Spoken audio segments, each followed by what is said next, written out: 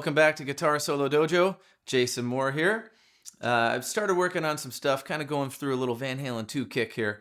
And so that's where we're going to continue that theme this week. And I got a few solos, or actually a couple solos we're going to break down. One of them is for what I think is one of the most tricky ones to get your fingers on because the timing is so strange and so cool. It's the solo from Outta Love Again. Well, there's two solos. The first solo is not so bad at all, just utilizes some really cool pinch harmonics. The second solo is the real beast. So we'll start with the first solo. If you know pinch harmonics, if you don't know pinch harmonics, it would be a good time to learn them. I'll give you a brief overview of what a pinch harmonic is. It's just getting a harmonic sound out of any note that you want to play, similar to what we do on a tap harmonic, except we're just using our thumb and our pick to get the pinch harmonic sound. And even if you do know pinch harmonics and you're good at them or whatever, this might be a good technique to try, see if it works for you. The idea for me is that I want this pick and the thumb to get the whole harmonic sound for myself, no matter what note I'm hitting. It could be open note, could be a fretted note, whatever. And the idea is to hit the string, and then shortly, immediately, pretty much after you hit the string, your thumb's going to touch the string, but not plant on the string. Okay, similar as you do any other harmonic. If you do a harmonic sound here, right? We don't want to leave the finger on the note. We want to remove the finger of the note so it can resonate freely and vibrate and all that good stuff. And so the same thing on the right hand. When I dig that pick into the string, I'm basically creating a slingshot effect and having the string slam back up into my thumb, so that my thumb creates the harmonic sound.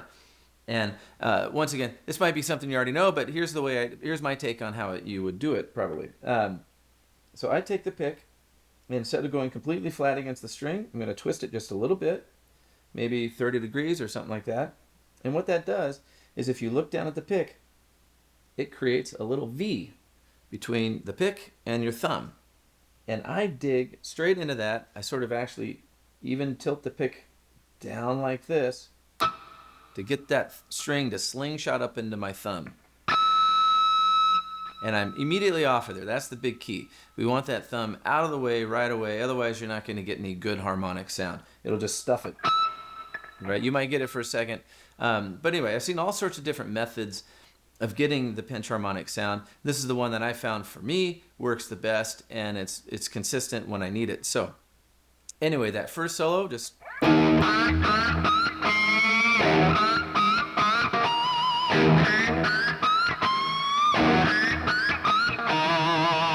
now, I'm not worried about exactly what pitch the pinch harmonics are getting. And on the album, it has a certain set of pitches that I could try to go for. But the reality is, I don't think it matters that much, because when I see the live videos, it's always a little bit different. So just get those good squeals and try to move the thumb around, because as you move it around, I get very different sounds, very different pitches of that harmonic. So anyway, that's basically all you want to do. You're just bending that G string at the second fret, starting with the open E, and then you land on that E on the second fret of the D string. So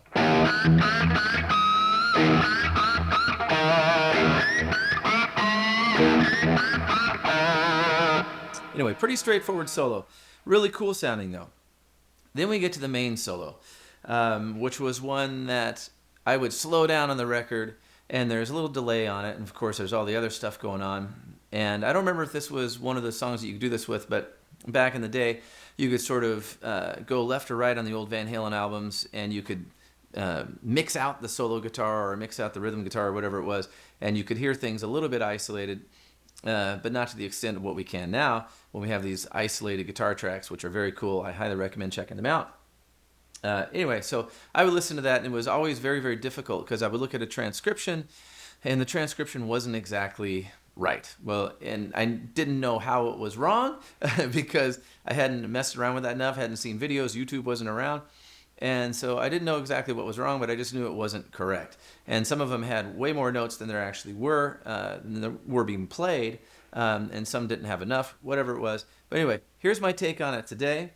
And I've had the benefit of listening to this slowly, and the live videos aren't much help because I haven't seen one where he plays it exactly like the record. But much like any of the other Eddie Van Halen stuff, the timing is just critical. And the reason I thought this one was so difficult wasn't just the note selection, it's the timing of it. And when he hits the phrasing, And when you couple that with this super, super funky drum groove that's going on in the background, the kick drum you can normally depend on to where you know where basically 1 and 3 is at, and he doesn't place it in exactly the spots you would want it to. So it's a real chore to break it down and listen to it even at slow speed.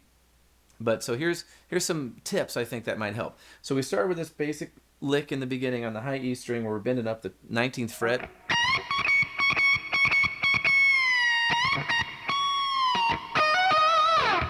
Okay, it's just a 1.5 step bend.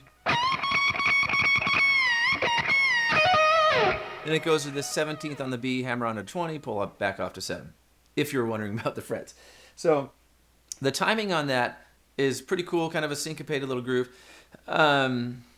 You could look at the transcription, but you're probably better off just trying to mimic the sound of the timing. Da, da, da, da, da, da, da, da. That's probably the best way to do it, just to get it in your head, because once it's in your head, you'll probably be able to get it into your fingers. Okay, so we got this lick.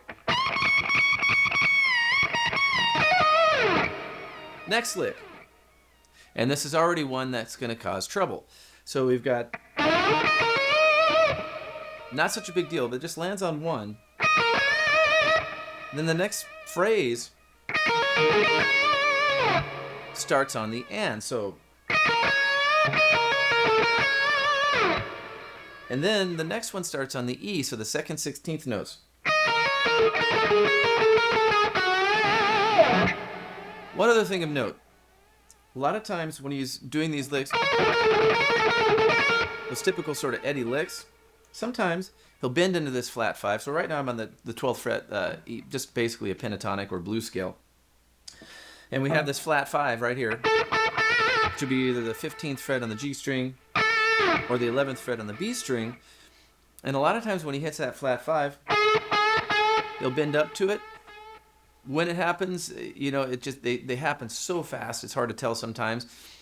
I don't think it's really that critical, so I just kind of interchange them. Sometimes I bend to it, sometimes I hit the flat 5 as just a regular fretted note. Either way, so if you see some inconsistencies there, that's what's going on. So we got this.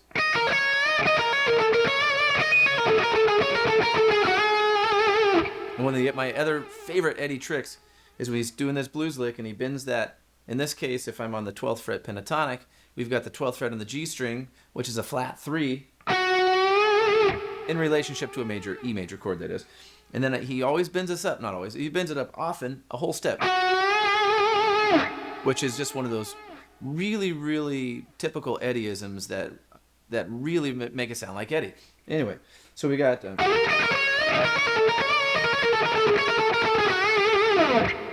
Next. This one was always funky too, and I've seen a lot of different ways to play it, and intuitively, it didn't make sense, just how it was written out and the way I would see it. And then so you watch videos, and then you can kind of tell, okay, well this is definitely more of an Eddie way of playing it.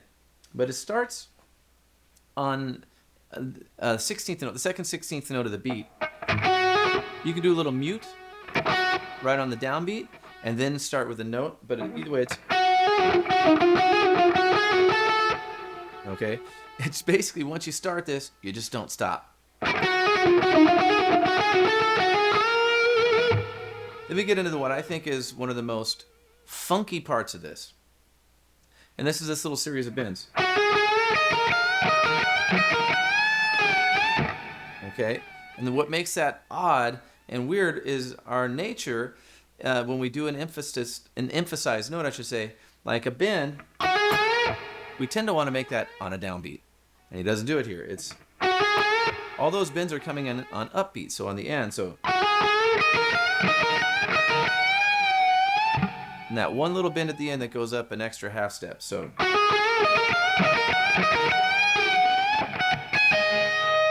okay, and then he hits this little 17th fret on the high E string.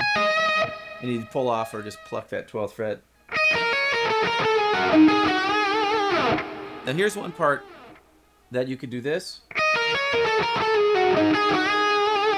What I hear, and I don't know if it's a delay or if it's just an incidental thing, but I'm hearing. So I hit this note twice. So.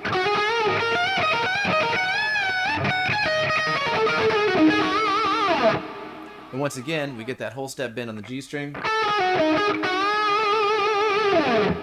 And you're right back in the riff. Anyway, kind of a challenging solo. And it's quick, but it's not prohibitively quick. I think the timing is the most important part. So turn on your metronome and try to target certain notes. That's the way I always approach these kind of things.